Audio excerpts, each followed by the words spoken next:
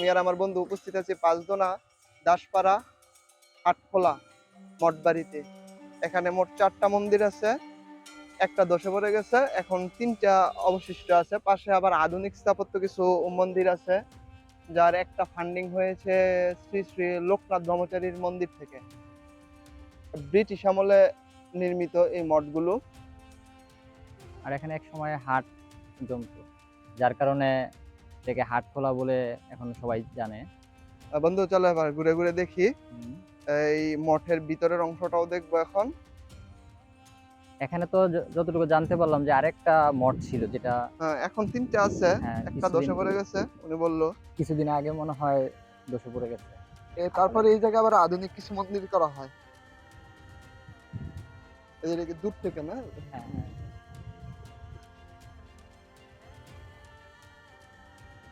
একটা মঠের উপর বট গাছের আধিপত্য দেখা যাচ্ছে। কি প্রাচীন, দারুণ। দেখলেই বোঝা যায়। চিন্তা করতে।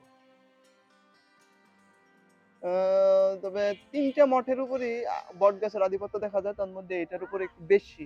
মাঝে যেটা, এটা আকৃতিতেও একটু বড়। বাকি 2টা মঠের চেয়ে এটা আকৃতিতেও একটু বড়। দেখানোর চেষ্টা করলাম আপনাদের।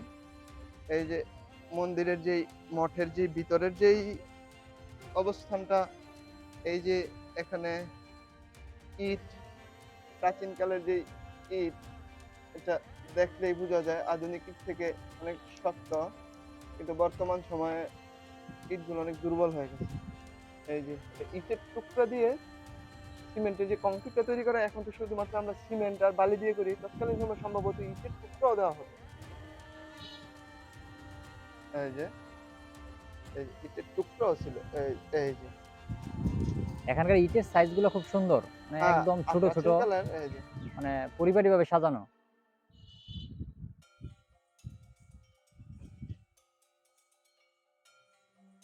মঠের ভিতরের যে অবস্থানটা, এটা টোটাল আছে আপনার এই যে একটা অবস্থানে, এই যে মঠের ভিতর ফাটল ধরেছে, দেখেই বোঝা যায় একটা গম্বুজ মিনার আকৃতির। এই যে গম্বুজ মিনার আকৃতির ভিতর দিকে।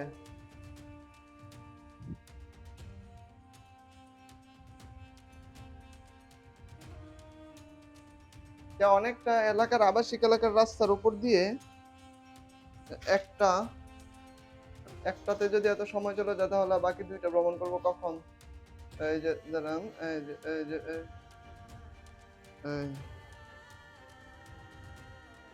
এই যে এটা হলো একটা, এটি সবচেয়ে বড়, আর এটা আকৃতিতে ছোট। এই যে এটাতে শিবলিঙ্গ দেখা যাচ্ছে।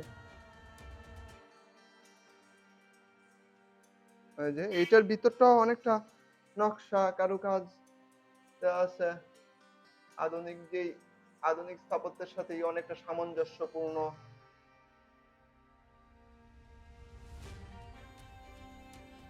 এই যে এটা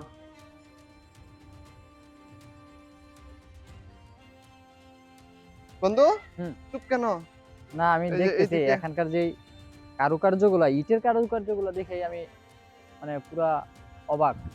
এত সুন্দর, নিখুঁত, এই প্রাচীন কালে, আর যেটা বর্তমানে লক্ষ্য করা যায় না।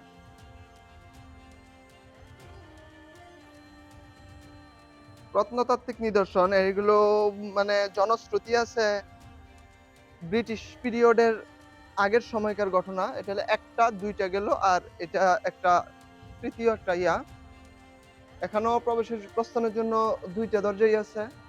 পূর্বে এই যে দরজা ছিল, এই যে কারুকাজ, এই যে দরজা, এই যে ইয়া দরজার যে নকশাটা, ওইটাও ঠিক আছে। এইদিকে এখানেও একটা ইয়া দেওয়া আছে, জানি না এর নাম কি, কিন্তু এখানে আবার মানতের হিসেবে 5টা টাকা দেওয়া আছে, জানি না দেখা যাচ্ছে কিনা।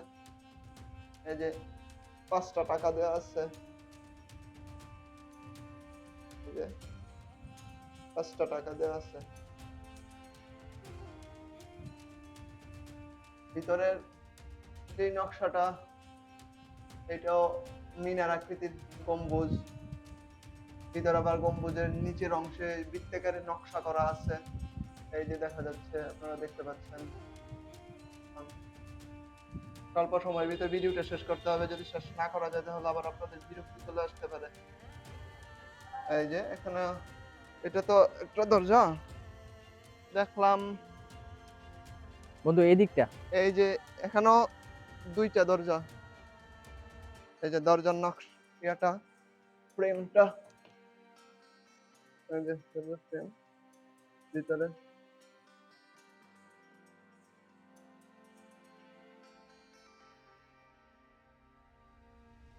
আর সম্ভবত এখানে প্রতিদিন 2 বেলা কি 3 বেলা পূজা অর্চনা করা হয়। এটা আধুনিক স্থাপত্যের মন্দির, আধুনিক নিদর্শন। অনুদান করেছে শ্রী শ্রী লোকনাথ ব্রহ্মচারী বাবার মন্দির স্মৃতিফলক, স্বর্গীয় পিতৃদেব গোপাল ভৌমিক, মাতৃদেব চঞ্চলা ভৌমিক। নির্মাণ 4 বৈশাখ 1425 বঙ্গাব্দ 2018 ইং সাল। এই যে লোকনাথ ব্রহ্মচারীর ছবিটা দেখতে পাচ্ছেন আপনারা। তুমি এটার মধ্যে একটু ক্যামেরাটা ধরো, একটা কথা মনে পড়লো। কি? এটা আগে দেখাও, তারপর আমি বলি এর সাথে সাথে। দেখা যাচ্ছে তো।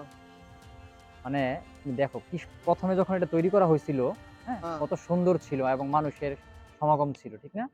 দেখেই বোঝা যায়। তো কালের বিবর্তনে এটা সংরক্ষণ করা হয় না, যার কারণে দেখো এখন এটার উপরে কি হয়ে গেছে, আগাছা হয়ে গেছে। আগাছা হয়ে হ্যাঁ, গেছে। মানে তার সৌন্দর্যটা নাই। সেম আমাদের মনে হয় যে এই জিনিসটার সাথে মানুষের মনের তুলনা করা যেতে পারে। অবশ্যই। মানুষের মনের যদি যত্ন না নেওয়া হয় ঠিকঠাক মতো, তাহলে কিন্তু ঠিক তার মতনই কি আগাছা এমনই হবে। হয়ে যাবে। হবে তাই এটা আমার কাছে স্বাভাবিক। মনে হয় যে এরকম প্রাকৃতিক দৃশ্যগুলা বা এরকম আহ, স্থাপত্যগুলো স্থাপত্যগুলো নিদর্শনগুলো আমাদের ঘুরে ঘুরে দেখা দরকার। এবং মনের মধ্যে শুধু একটা, দেখলেই হবে না, শিক্ষা গ্রহণ হ্যাঁ, করতে হবে। এগুলো থেকে শিক্ষা গ্রহণ করতে হবে এবং এগুলো থেকে অনেক কিছু খুঁজে বের করতে হবে আমাদের। অবশ্যই। এবং এবং সংরক্ষণ করার শিক্ষা দায়িত্বটা গ্রহণ করে নিজেকে সংশোধনও করার চেষ্টা করতে হবে। অবশ্যই। আচ্ছা, এই যে এই জায়গায় একটা, আর উদ্বোধন করেন আলহাজ আব্দুল মতিন ভুইয়া। আর এই জায়গায় একটা সাবমার্সিবল স্থাপন করা হয়। সাবমার্সিবল 17-18 অর্থ বছরের আওতায় 2 লক্ষ টাকা অর্থমূল্য। টিমের নাম 5 জনা দাসপাড়া হাটখোলা মন্দিরে সাবমার্সিবল গভীর নলকূপ স্থাপন। এই গাছটার বয়স কিন্তু অনেক। অবশ্যই। এই যে ওই গাছটা দেখো হ্যাঁ। বন্ধু, ওই দৃশ্যটা খুব সুন্দর। মনে হচ্ছে নানা নাতনি অথবা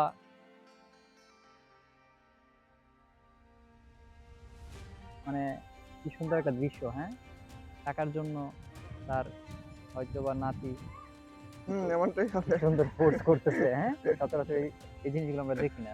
দারুণ এই দৃশ্যটা। হ্যাঁ, জাস্ট দেখো মানে কিভাবে। দারুণ লাগছে। ছেলেটা কি এখন ব্যর্থ? হ্যাঁ, ব্যর্থ, ব্যর্থ। টাকা পায় নাই। অবশেষে সে তার ভারাক্রান্ত মন নিয়ে পালিয়ে যাচ্ছে। এই গাছটার বয়স, এই গাছটার কথাই বলছিলে না? হ্যাঁ, এই গাছটার নাম কি জানো? এই গাছটার নাম কি অর্জুন? কি গাছ এটা? বট গাছই হওয়ার না। কথা সম্ভবত। কিভাবে বট গাছ হয়? হ্যাঁ? গাছতলা বলে গাছতলা তো গাছের বুঝতে নামটা আর পারছি। কি। এক গাছের মধ্যে আরেকটা গাছ হইলো না, এই হ্যাঁ, গাছটা এমন থেকেই নতুন করে আবার এটা হচ্ছে। হতেও পারে, সঠিক জানা নাই। ঠিক আছে।